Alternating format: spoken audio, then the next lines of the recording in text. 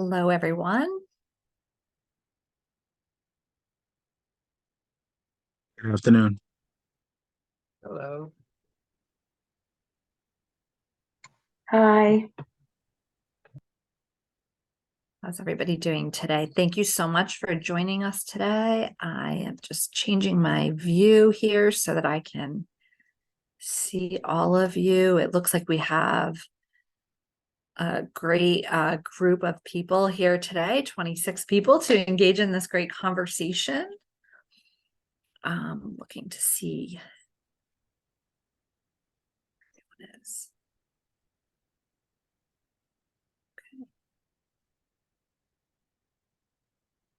Jeff, I don't see you here on my screen, but things are moving rapidly.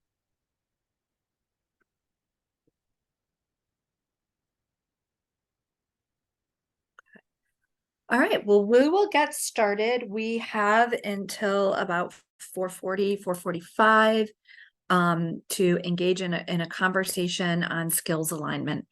So, we're excited to learn from all of you as we continue conversations of ensuring that we have equitable access to all of our programs at every level. In our programs that OWS is running and we supporting with all of our other support partners. So we would love to have a conversation around, there's a lot of things coming up in the chat around, opportunity youth, women, people with disabilities, the reentry population, and the veterans populations, right? They all have remarkable things to add to our workforce, and will be great within our organizations. And so how do we make sure that we're reaching out to those folks and we're helping to align the skills that they have with the skills that are needed within our organizations? And how do we build out those effective pathways to ensure that we're not just providing them an entry-level skill opportunity, but that as employers and our academic partners, that we're supporting them on their career ladder so that they have the ability to achieve up to their desire and their potential. So, Jeff, thanks for joining us. Do you have anything that you would like to add in the opening of our conversation? No, sorry, I thought I had you guys on mute here. I just got back in the house, so I'll be on video in just a moment. But yeah, I like that idea. There's this notion of what we're doing for our population and what we're doing for our state and what's good business. In the last session, there was definitely a push to kind of blur that line. And I think in the end, like that's really what drives it. Because the scale comes when we as employers realize and require the diversity that comes from people who get skilled in a diverse, through diverse ways. It makes for richer project teams. It makes for a richer perspective. So that line between good for business and good for the world is always one that I kind of sit on, for better or for worse. But it's something I love to explore here. Thank you so much, Jeff, for that. And okay, thank you. I mean, I love what you just said about what's good for business and good for the world, right? And I think that ensuring that we have equal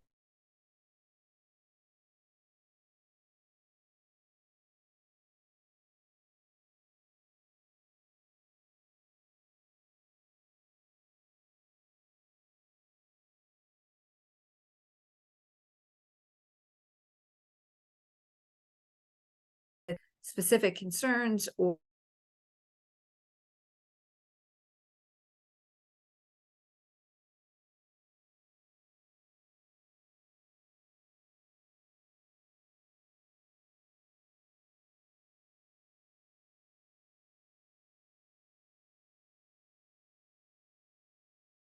on supporting the work that you all do to ensure that we have this equitable work happening here. And I also want to just let you all know that my computer is telling me I have an unstable internet connection at the moment.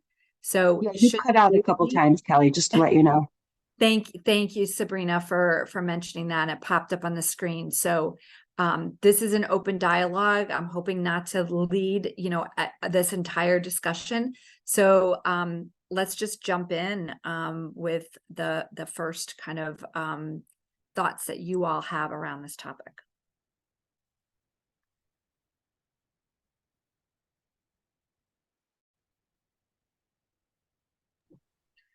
I'd like to jump in on the skills alignment topic. You talked about the workforce that's the population that's re-entering the Quiet today. workforce. We have lots of cameras on our business partners here. So, what are some of the things here as businesses, or I'm sorry, Tiffany, if you'd like to jump in, please do. I'll defer to you. Oh, sorry. I was on the thought of, you talked about the population the group of the population re-entering the workforce.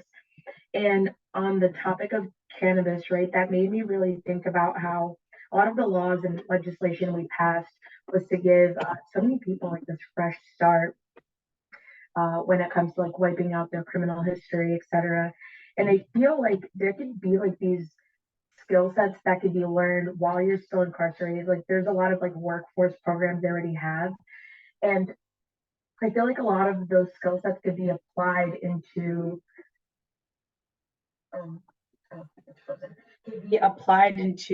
integrating some of these incarcerated people or incarcerated people that are also about to get out or have gotten out, some sort of program to get them working inside some of these producers, these micro cultivators. And also because I don't know if anyone here has been inside a producer, if you've had that opportunity, but it's a very like strict environment in a sense where you get there, there's a locker room, there's security, like you strip your whole outfit and you put on it looks like scrubs. And so I feel like it provides this environment where for the people that are recently out or soon to be out of incarceration, where they get like this chance to almost like prove themselves and under more of a controlled environment and grow within multiple career pathways that we established. I wish I had the chart in front of me. Actually, I do. Just want to show everyone the chart on the screen.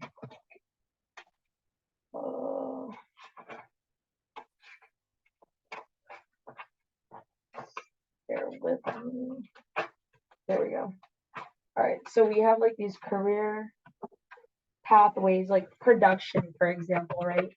So they could start in like a production line, very similar to manufacturing, right? Where you're just assembling, you're putting, the flower buds inside a jar, and just it's basic skill sets that could be taught in prison, outside of prison, or in these like halfway homes as well. Sorry, I think I rambled a little bit, but it was just a thought about skill alignment and what these programs they learn already incarcerated.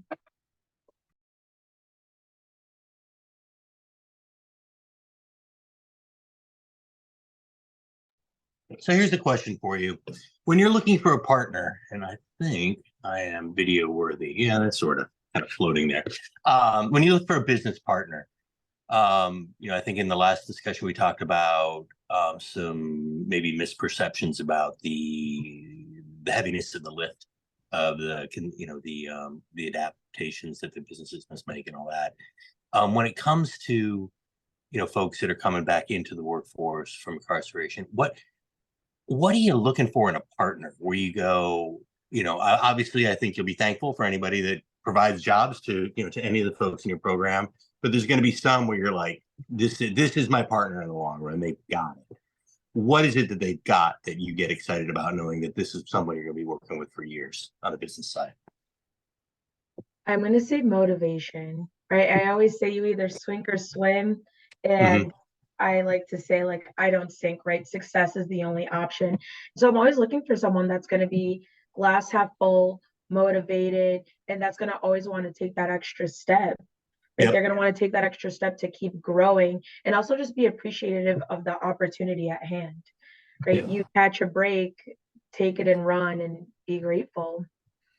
Yeah, but what about from the other side too? When you look at the business partners that are going to be employing these folks, what are you really looking for in them? What distinguishes the most engaged Well, being that I visited a couple of the dispensaries, a couple of the producers, I'd say one thing I look for all of them is the accommodation portion. I've seen the population that they hire there, and Yep.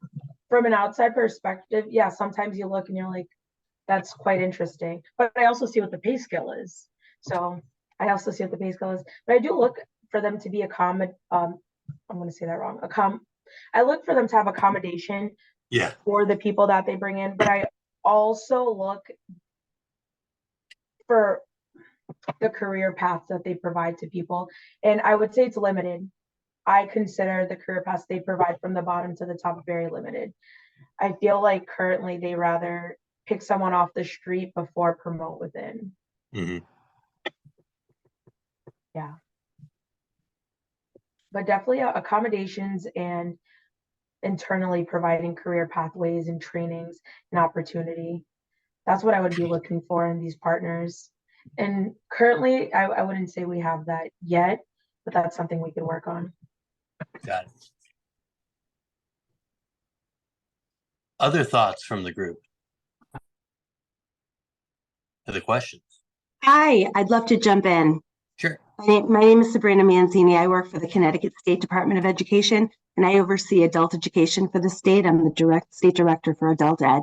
And adult education is one of those populations in Connecticut that we often forget about.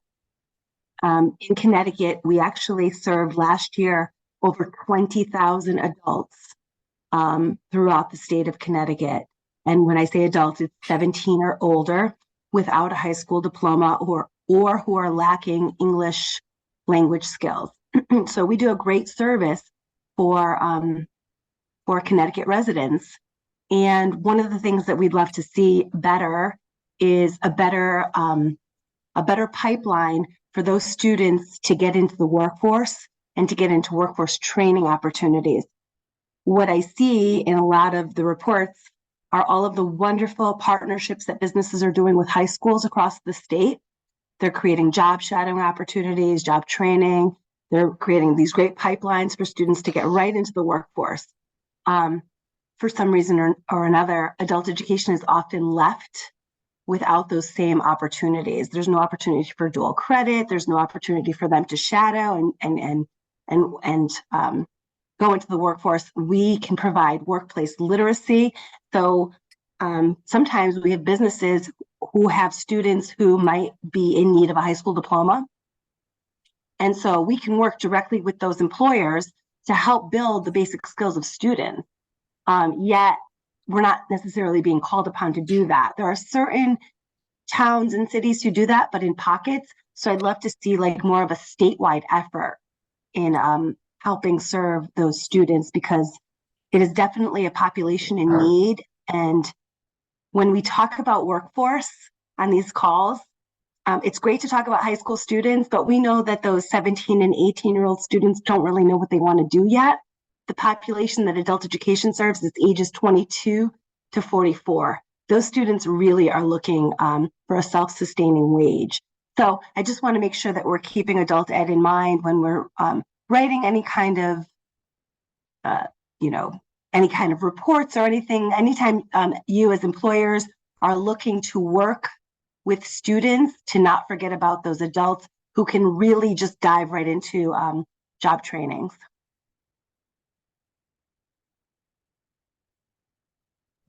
And I know there's a couple local adult agencies on the call here today as well. So I'm not sure if they have anything else to jump in and say.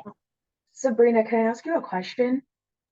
Of course. These adult education programs, because you talked about like referencing how it's kind of geared more to those high school students, trade school students, or the high school students in general, I should say, the shadowing part. Is a lot of your adult education people like already employed and kind of maybe don't have that ability to take off work or to go have that opportunity to go shadow at like a new employer or something, or a potential employer? Like, is there I guess things in the way, obstacles, or a lot of them employed? Yeah, Only about half of the students that we serve are currently employed, but some of them are in low wage employment jobs,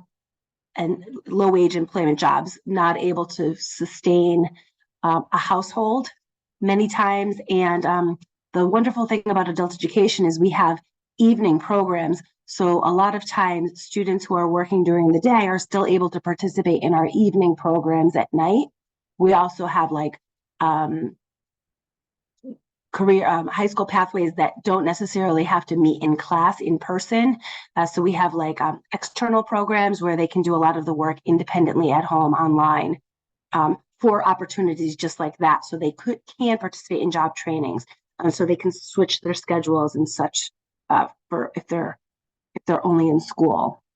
So we have a lot of flexibility. We're really trying to think outside the box so that we can help students gain gainful employment or job training. Everybody, this is Kelly. So I'm going to try to stay off camera and hopefully stabilize my internet connection a little bit. But we're really excited about the work that we're partnering with Capital Workforce Partners, Northwest Regional Workforce Board, and Sabrina and her team to build out programs that contextualize adult education programs within job training skills. Because a lot of times, I mean, math for math's sake can be really difficult. I know I was not a very good math student, but when I started in my manufacturing company, I had to learn a lot of math to be able to understand the language. And it was so much easier for me to be able to understand some of those algebra and geometry type of things when I could see how it was applied. So there's a lot that we can do, but we need the support again of employers to help us understand how do we contextualize that learning in the skill sets that employers are looking for. So we're helping the adult student who obviously didn't do well in school because they wouldn't be skills deficient because they're not going to be learning in a typical classroom setting. They weren't successful there in the past. They're not going to be successful there in the future. So how do we set that up for them? Because they're very intelligent, smart people. Just because they're low math or reading skills doesn't mean that they don't have the intellect to do the jobs. So how do we tap into that and bring them back into the workforce? Lawrence, you have your hand up. Hi, thank you, Kelly. I just want to emphasize what Sabrina was saying, and I kind of want to follow up on what you just said with regards to contextualized learning. That's a key part of what we do. And it's not just with our high school diploma students. Right now, many of our programs, we're serving more ESL students, those individuals who do not speak English well throughout the state. And the majority of our programs are aligning the teaching of English with certain career pathways. So for instance, in Bristol, we were working with Bristol Works, who was providing CNA training, but we were also providing English language skills for those individuals. And we were aligned with Tungus Community College so that we can make sure that our ESL instructors, who are all certified teachers, all adult ed teachers are certified teachers in the state of Connecticut, and we're making sure that they're learning the vocabulary. As they're learning English, they're learning the CNA vocabulary, which is helping them succeed in the CNA program that's being offered. And then they're receiving certification through the local community college. So that is something that we are all geared toward doing. And we're doing it in manufacturing. We're doing it in the healthcare industry. We're doing it in IT. And we're looking to expand all the time. So, we're working on that. We're doing that. We have people in programs throughout the state that are doing that on a regular basis. The contextualized learning is key for our adult learners. Thank you. Thank you, Lawrence. You're 100% right. And I think if we think about contextualized learning, we're going to see that this theme is going to run through all of our populations and all of our skill deficiencies. Heather. Hi, I'm another adult ed director here from Naugatuck in the Northwest region. And I just kind of want to to echo what Sabrina and Larry were saying, and also to point out that many of our English language learners, which is the bulk of adult ed students in Connecticut, are highly skilled. We have a number of Haitian Creole folks that are getting ready to sign up with our CNA program, but that were much higher in their country at the level of a doctor or a nurse. And their credentials haven't been able to follow them because of the way they left their country. So they're highly skilled and ready to get to work as soon as we can get them the training and certifications that allow them to work in the state of Connecticut. But they're not necessarily skills deficient. They just need to learn the language and get their skills that way. But they're very highly trained folks.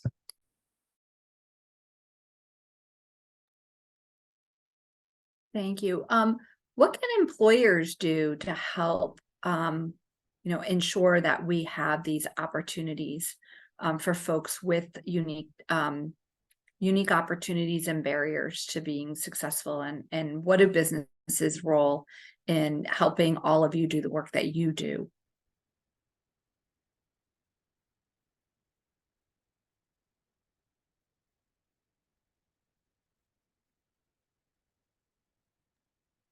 So I'll just pipe in quickly again, Kelly. One of the things that we've seen in the past that's been successful is when the business partners with an adult ed program, and the business oftentimes will identify and say, I have 6 or 7 folks for whom English is not their primary language.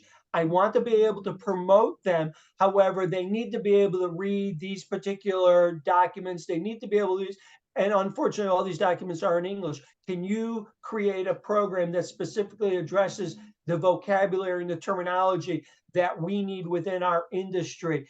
And we have the flexibility to do that within the adult ed programs. So if you come to us as an employer and you say, this is what I need, can you help me create a course? We could sit down together. We did it in Bristol with the manufacturing program. We didn't write the curriculum. The manufacturers wrote the curriculum. We put it in educational language so that we could teach it to our students. And we've done that with other programs as well. And they come to us and say, this is what we need. The other piece is working with them. So if your employees, the normal day is, let's say, 8 o'clock to 4 o'clock, well, let them get off at 3:30. And from 3:30 to 4:30, they're taking an English language class. We can do it right on site. Our teachers can travel and we can do it on site and support the employer in what they want and in what the students want, and work together to create those kind of tailor-made programming. That is something that many of our adult ed programs across the state have the ability to do. Thank you, Larry. That's fantastic. I mean, I can speak from, my perspective as an employer before I took on this role. I'm an employer in a manufacturing company. And we had gentlemen that came to work for us from Laos and didn't speak any English. He's in my 25 plus club, I call it. He's been with us for over 25 years. And he learned English through the work that he did. And it's created an amazing pipeline into our organization because he's brought in family and friends who don't speak English into our organization. And he now is the teacher of English to those newer members of our team. And we help them learn English alongside of while they're doing the work, and give them that first. It starts with the work vocabulary, and then it enhances into that social vocabulary so that they can really be a participating member. And I know, a con will say to me, oh, I can't talk to that customer or whatever. My English isn't very good. And I say, your English is just as good as everybody else's English. And sometimes it's better because they have a more focused effort on trying to make sure that their English is more proper and broken.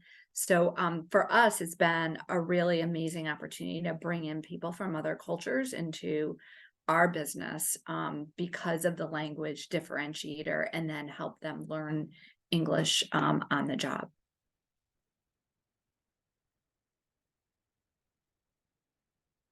So what other types of accommodations and I don't want to call them accommodations because we're not trying to differentiate, right? But what are some of the other items when we talk about skills alignment that need to happen between our educational partners, say, and our employers?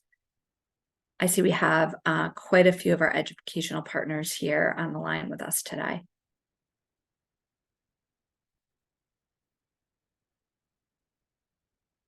Dr. Solik. Good afternoon, Kelly. Good Hi, afternoon. everyone. I just wanted to share some feedback that we consistently receive between it, because what you're speaking to is what we experience a lot, which is there's still a significant gap, as we hear it, between employers and their access to the workforce that we're trying to provide them. And so we came up with kind of a regularly scheduled set of career fairs that we run across the system, across the entire academic year, so that our employers have a chance to come on site to see how and who the workforce, how the workforce is trained and who the workforce really is. And conversely, our students have the chance to meet directly with the employers. So that's helped tremendously. But now what we're doing in addition to that is we've partnered with the Department of Labor, and their people through the American Job Center in Waterbury are beginning to train our students in terms of how to write a resume, how to communicate their skills to potential employers, how to communicate their interest, all of those pieces that we certainly have been lacking. Not for not wanting to try, but we've just gotten some really valuable feedback from our employers about how we can enhance the experience. And so if there were two things I would highlight, it would be setting up physical on-site opportunities for employers to meet directly with students, and also providing training in some areas around job searching, job acquisition, communication, self-promotion, all of that we really haven't been able to do. So I hope that helps. Thank you so much, Ellen. Yeah, it really does. Very exciting work. We have a hand raised by, and I don't want to mispronounce your name, Dr. No worries. It's Haitza Wasio. Hi, everybody. Thank you so much for having this meeting to explore this subject. It's very much close to our heart. I'm the Director of Youthful Impact, and we run an entrepreneurship program where youth build their mind and are able to solve problems in their lives. But we also partner with organizations so that they can get industry recognized credentials. And to your question about employers getting access to the workforce, we have found that partnering with Google at the moment has made it easier for our youth to get jobs that they normally would not. So youth in our program, they all can get access to the Google career certificates, and we coach them. They work on their entrepreneurial projects, but they also work on building their skills. And we are finding that then they can save money using those skills to support their business, or they're really able to access jobs that they would never be able to access before. So when youth finish the Google career certificates, they are already able to get jobs that pay $55,000 or more, $75,000 or more, depending on what it is, whether it's cybersecurity, IT support. And so that's how we're doing it. And I guess the question of how employers can provide feedback, if they already.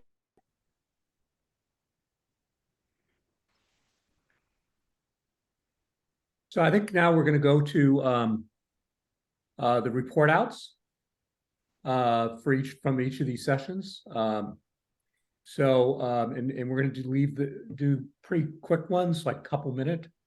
I see Commissioner Bai. Do you want to Sure. kind of summarize what the discussion was in the childcare breakout? Yeah, well, it was really helpful.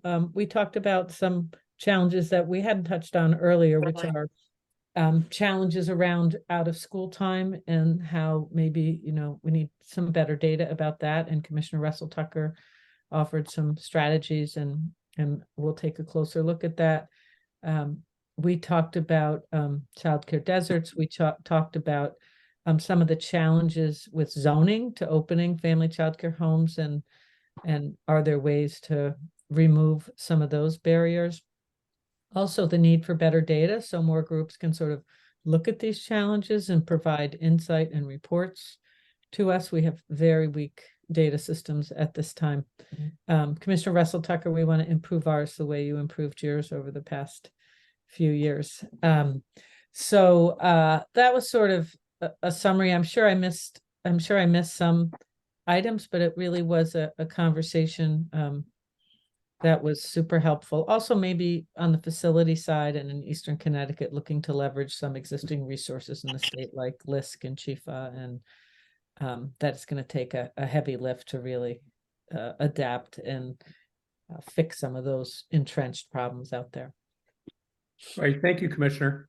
Next for the skills panel, could we go to Jeff Walker? Jeff, can you do the summary, or is it going to be Kelly?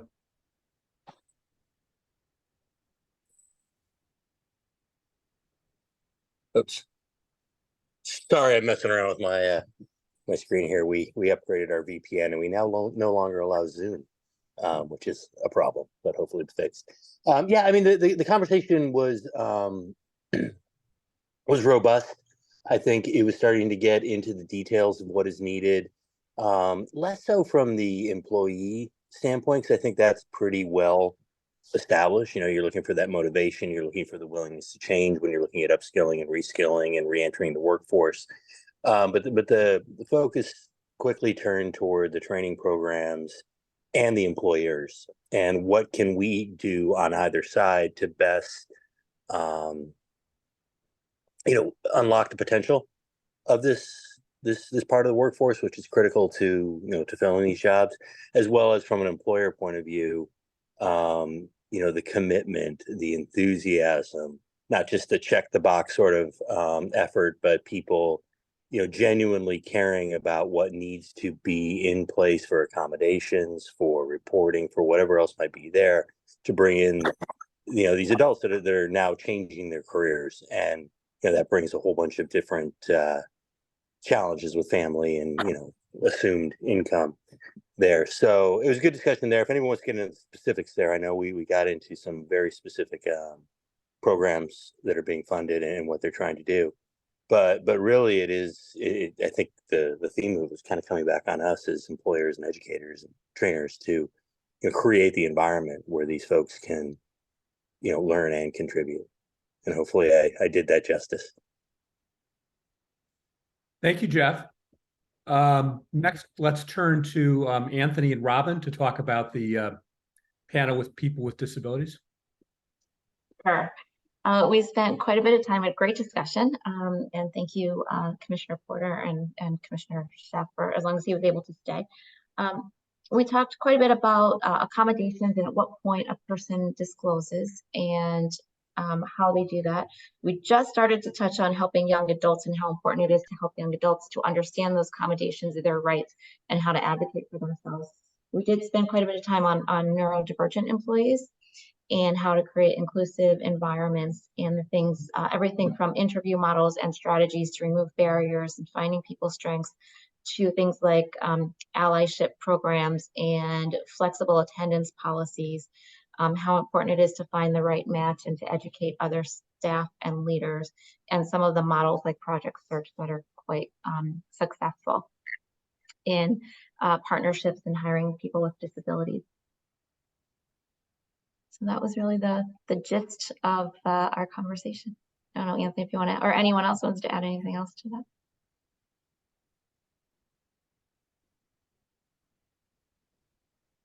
Right. Thank you so much. And thank you to our breakout leaders and to everybody who participated in it. I want to thank everybody for participating in today's meeting. I hope you found the meeting today informative and engaging. As always, we welcome feedback from you on how we can make these meetings even better. We look forward to seeing you at our next GWC meeting. February 22nd. It's going to be a virtual meeting. As you can see here, please save the dates. on a couple of exciting meetings coming up, including our Regional Sector Partnership RSP convening on January 11th and our big workforce summit on April 16th. So again, thank you and have a great rest of the day.